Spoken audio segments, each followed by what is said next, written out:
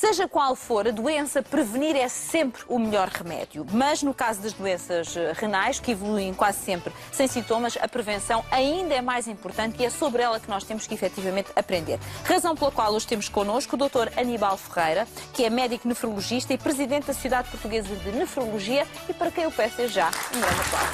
Olá, seja bem-vindo. Muito obrigado. Ontem foi o dia do rim, não é? É verdade. Ontem a estrela era o rim. Ontem foi o rim e foi celebrado em todo o mundo. Estes dias são úteis para chamar a atenção da população, dos mídia, permite-nos passar a mensagem muito mais facilmente e este ano é particularmente relevante porque é precisamente na área da prevenção. Exatamente. E era para aí que eu queria ir, Sr. Doutor, porque a prevenção, infelizmente, ainda não é uma palavra suficientemente cara em Portugal. Ainda não lhe damos a devida importância, pois não? Não, tem toda a razão e isso é para isso que apontam os números e como disse muito bem, a doença renal, a insuficiência renal, é uma doença relativamente muda, pouco sintomática. Em relação a estas doenças nós podemos fazer pouco mais do que prevenir e fazer o rastreio. E nós esforçamos-nos muito, Sociedade Portuguesa de Nefrologia, para que haja rastreios nacionais da insuficiência renal em relação à prevenção. Precisamos de os apoios das escolas, dos médicos de família, das associações, sobretudo das famílias e dos mídias, obviamente.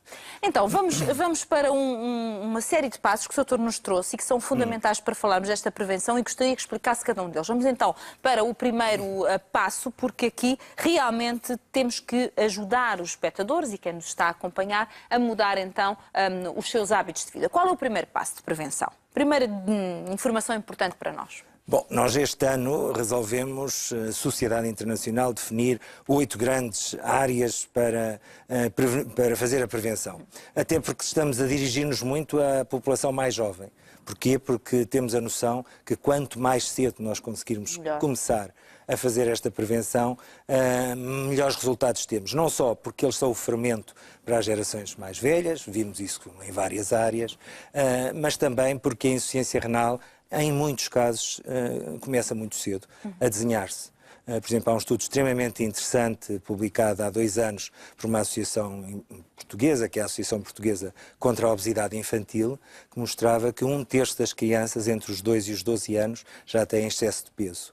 E destas 16% são obesas. São números que quem trabalha nos centros de saúde tem noção, quem trabalha nos hospitais também tem noção, muitas vezes quem está nas escolas tem perfeita noção e depois nós vemos, por exemplo, o tipo de alimentos que são vendidos nas próprias escolas, vemos o tipo de refeições que são servidas nas próprias escolas e vemos o tipo até de currículo que é feito nas nossas escolas, que dá pouco espaço, por exemplo, ao combate ao sedentarismo e ao desporto. Essas são medidas que surgem precisamente neste nosso apelo do Dia Mundial do Rim, quando nós apelamos muito a que os nossos jovens e os menos jovens combatam o sedentarismo, promovam uma atividade física regular que os faça aproximar do peso ideal, que não associem, não juntem sal à comida e, portanto, evitem... Vamos doutor, com calma. Vamos com o primeiro passo. Vamos pôr aqui a imagem, penso eu, com o primeiro passo para que os nossos espectadores, então, consigam ver. Mantém-te em forma e ativo. Este é o primeiro passo. Sim. Continuamos a ser um país muito sedentário. Mesmo os nossos jovens. Sim, mas francamente menos. Também, francamente menos. Nós temos basta olhar para, enfim, as margens, nossas ruas, não é? As nossas ruas, as margens do rio, as nossas cidades, a atenção que tem sido dada até pelas autarquias. É verdade. Portanto, tudo isto é para mostra ser que as coisas estão a mudar. Estão a mudar claramente e eu acho que isto é um reforço.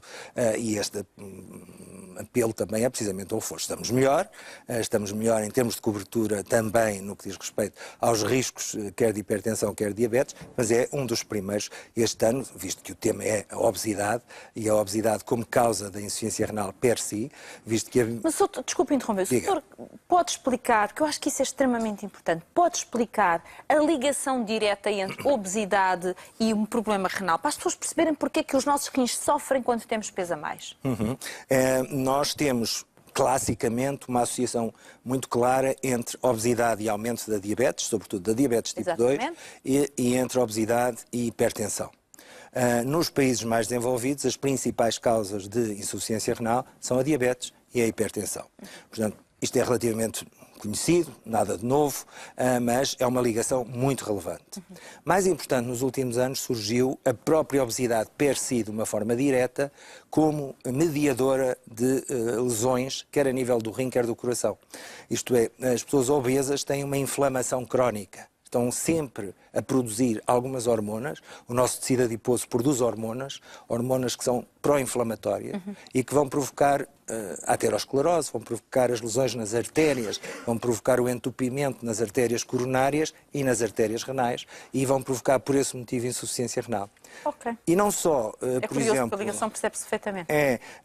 A área, quanto maior é a área corporal do indivíduo, a massa corporal, o índice de massa corporal e a sua obesidade, maior é a pressão de filtração sobre os nossos filtrozinhos que temos nos rins. Nós temos cerca de 1 milhão de microfiltros, que os nefrologistas chamam glomérulos, é um termo técnico, mas são os filtros, o novelozinho capilar, e quando há uma obesidade importante, estes filtros estão túrgidos, estão extremamente sob alta pressão.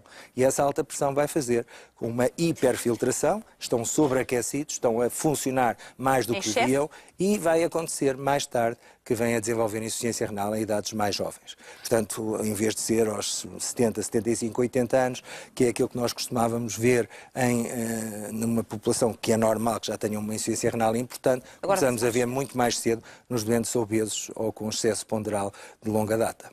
O que deixa aqui um alerta muito importante para os nossos espectadores, que é mesmo muito importante controlar o peso e não, ou seja, quando eu digo controlar o peso, é controlar o peso e controlar a sua saúde acima de tudo, porque às vezes as pessoas são um bocadinho, desculpa a expressão, desleixadas, deixa andar, é mais 1 quilo, é mais 2, já não se nota, ainda não sinto grande coisa, e esta atitude é que eu acho que esta responsabilidade com a nossa saúde, temos de perceber que se nós não a tratamos bem, ninguém vai tratar tão bem quanto nós, não é? Sim. Supostamente. Portanto, temos que ser nós a mimá-la e a cuidar da nossa saúde de uma forma muito empenhada, parece-me a mim. Tem toda a razão, ainda por cima nestas doenças que são preveníveis, não é? Exatamente. Porque infelizmente há algumas doenças, nomeadamente renais, que são aquelas que eu trato, que por motivos hereditários nós não conseguimos evitar. Conseguimos evitar os fatores de risco associados e, portanto, evitar que apareçam tão cedo.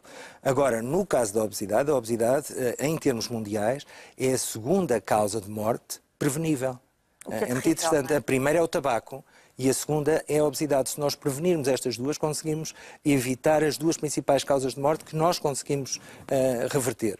O que é bastante interessante. Ora, já falámos aqui então no mantermos ativos, falámos do excesso de peso, vamos para o terceiro ponto. Beber 1 litro ou 1,5 litro de água por dia. Isto discute-se muito se é 1 litro, se é 1,5 litro, se é 2 litros. Primeiro que tudo depende muito do tipo de vida e disposição de temperatura, de trabalho que se tem, mas regra geral, como baliza para quem nos está a ver... Pelo menos isto? Pelo menos isto acima da diurese. Isto é, o que se pretende é que acima de 1 litro, 1,5 litro, acima da diurese que o indivíduo tem durante o dia. Portanto, chamar a atenção. É importante hidratar-se, é importante beber água em intervalos regulares e ter o cuidado. Nós sabemos que há profissões, por exemplo, os motoristas de longo curso, que classicamente são aqueles que, por um lado, porque bebem menos líquidos e, por outro lado, querem parar menos vezes para terem de ir urinar, que são, por exemplo, os que se expõem mais à litíase, aos cálculos renais. É um clássico, já sabemos disso. E, portanto... Caso é curioso, não é? Quer dizer, contra factos não há argumentos. É verdade. Para quem tiver dúvidas, temos aqui uma profissão que mostra bem, não é? Classicamente, é isso que nós ensinamos e é isso que nós vemos nos nossos doentes. E, portanto, a hidratação é fundamental, também aqui, por exemplo, para aumentar a solubilidade, isto é, para a urina ser mais solúvel e para terem menos riscos, por exemplo, de cálculos de litíase. Doutor, mas já que estamos aqui a falar do beber a água, eu gostava que o doutor explicasse que falar de beber água não é a mesma coisa que falar de beber sumos, nem beber refrigerantes, nem beber outras coisas. Porque há quem diga, mas eu bebo tanta coisa, se formos ver o que é o tanta coisa, sim, mais valia que não bebesse, não é? Sim. Não é água é água. Água é água, mas pode ser água, pode ser chá, alguns sumos naturais. Podem ser tisanas. Podem. Agora, claramente, e isso é outro número relativamente triste, mas que eu... Mas percebe a minha questão. E ilustro, por exemplo, com um estudo, o maior estudo feito em Portugal, já tem 8 anos, mas feito pela Organização Mundial de Saúde e o Instituto Ricardo Jorge, que mostrou que em Portugal havia cerca de 90% de jovens entre os 14 e os 18 anos que pelo menos 4 vezes por semana comiam fast food ou bebiam refrigerantes ou comiam doces puros, diretos. Isto é uma diferença brutal, por exemplo, em relação aos países do Norte da Europa, onde a média era 1,5 vezes. E isto pode explicar, por exemplo, algo por exemplo, que se verifica neste momento em termos epidemiológicos, que é uma incidência muito maior de obesidade infantil e de excesso de peso nesta faixa etária. E aí nós somos responsáveis. Nós, médicos, nós, pedagogos, nós, pais, porque nos demitimos, e nós, como sociedade, porque muitas vezes é muito mais fácil premiar e facilitar. Ou para e não ouvir explicar, a criança dar-se aquilo que ela quer, não é? E darmos alimentos e bebidas fáceis de ingerir e que são extremamente agradáveis a curto prazo. Educar também é explicar isto e, portanto, agradeço a oportunidade. Não é o mesmo, obviamente, beber um refrigerante enlatado, rico em oxalatos, com alto risco de litíase, rico em calorias e rico em açúcar. Muito bem. E rico em açúcar, perdão. Depois, comer 5 a 6 porções de frutas e vegetais por dia, evitar alimentos processados, enlatados, empacotados e enfrascados. Sim, Doutor. é a mesma coisa, é um apelo a uma alimentação saudável, uma alimentação mais simples, aquilo que nós chamamos menos produzida, com menos conservantes. Tudo que for mais natural, tudo que for mais próximo da terra é sempre melhor. Claro.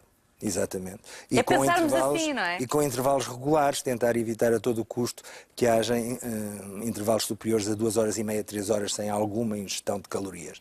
Isto porque quando há um intervalo maior, o nosso fígado começa ele próprio reverter o jejum e começa a produzir mais tecido adiposo e começa, por paradoxal que nos pareça...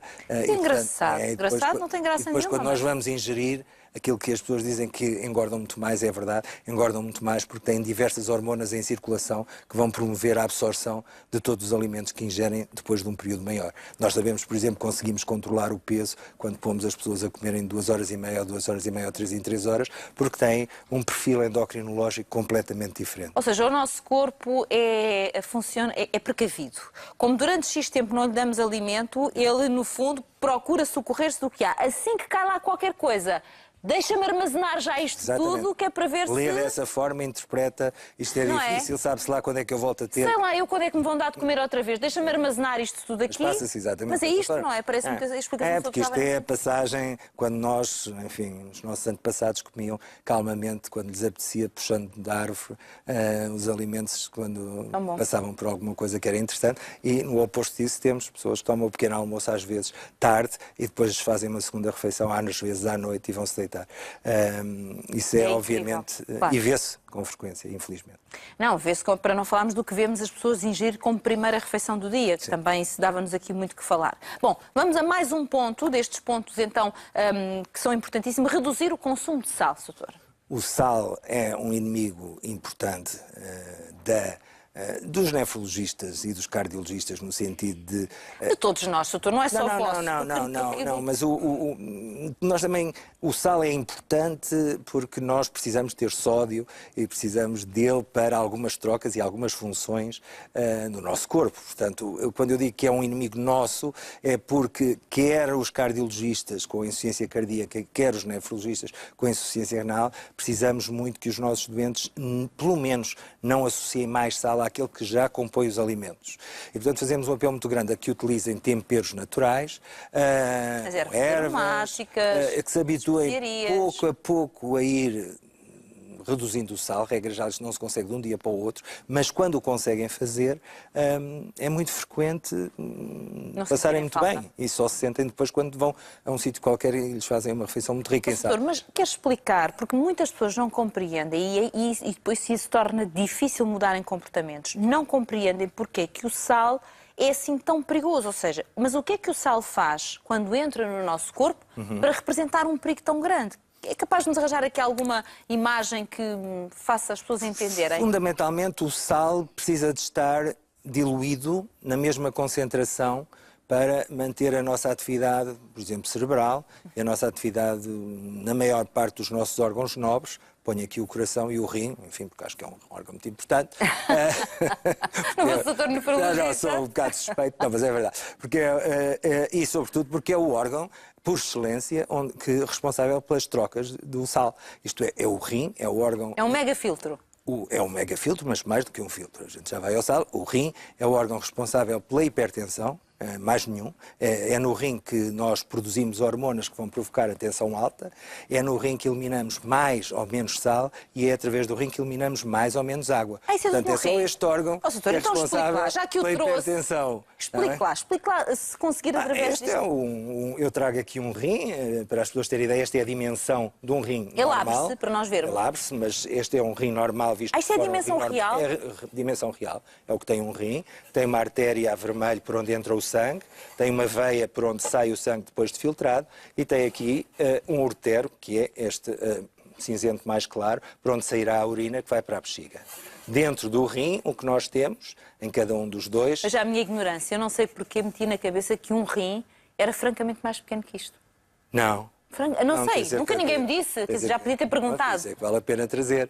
Tem cerca de 11 centímetros. Achei que era mais pequeno. Pronto, e portanto, dentro do rim, nós vamos ter a entrada de sangue através da artéria, vamos ter tubos por onde passa o sangue. Eu seguro aqui para o senhor explicar, sim. Por onde passa o sangue, que é filtrado nos tais cerca de 1 milhão de mini filtros que nós temos em cada um dos rins e que depois passa para as veias e vem filtrado de novo. Portanto, aquilo que nós precisamos, por exemplo, vamos dar o exemplo do ácido úrico, que nós precisamos de eliminar na urina, ele entra em grande quantidade pela artéria e sai em pequena quantidade pela veia, e onde é que ele fica? Fica neste seio renal e depois é eliminado para a urina.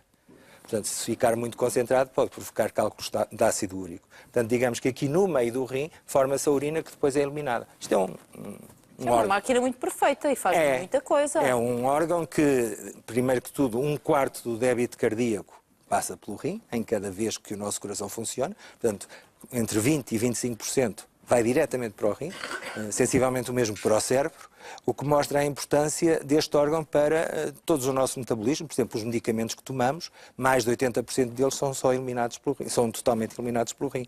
E por isso nós temos de ter, e os nossos telespectadores têm de ter essa noção e perguntar aos médicos deles qual é que é a minha função renal, quanto é que está a funcionar, é 50%, é 40%, porque consoante a função renal dos doentes, assim eles devem ter doses diferentes de medicamentos. E isso vê-se como? Através de alguma análise? Sim, através de análises tão simples como a ureia e a creatinina, uma análise uma vez por ano e pequenas fórmulas que nós usamos todos os dias e que eu sempre prescrevo um medicamento, vou utilizar esta fórmula, precisamente para adaptar a dose do medicamento à função renal do doente.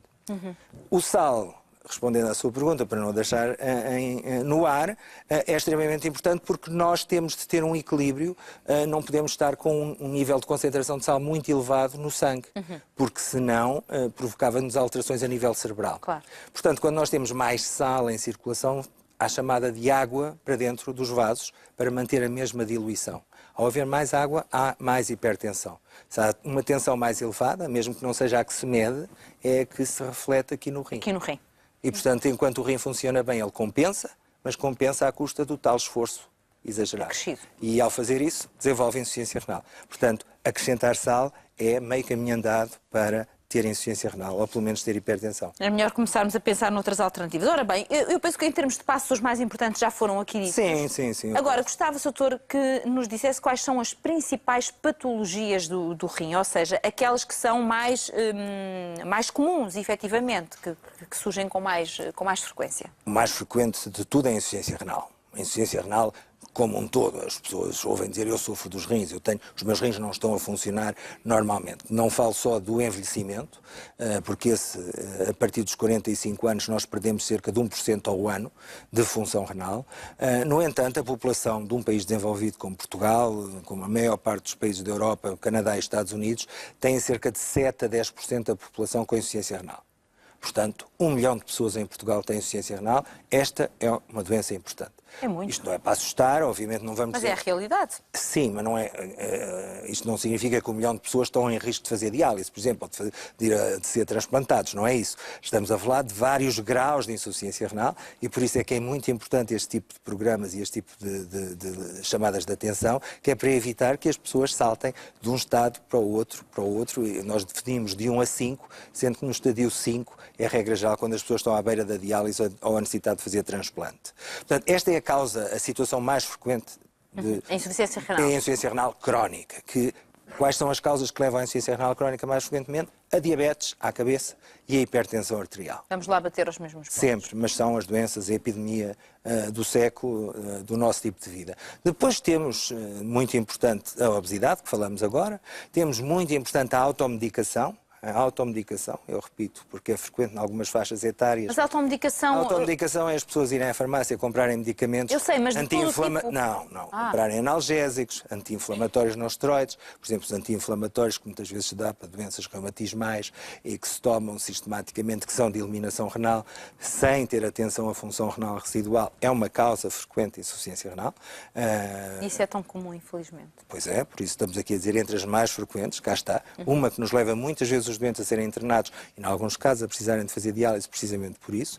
Depois temos algumas doenças hereditárias, como a doença poliquística, que é a doença mais frequente que leva à insuficiência renal, e temos quadros de insuficiências renais agudas, sejam infecções, as pielonefrites, ou epidemias que não podemos tratar de outra forma. Em grandes números, são estes os casos, tirando depois alguns casos de insuficiências renais agudas nas unidades de cuidados intensivos, por exemplo, quando as pessoas têm patologias cardíacas, etc. Chamar a atenção que o sofrimento do coração vai a par do sofrimento do rim.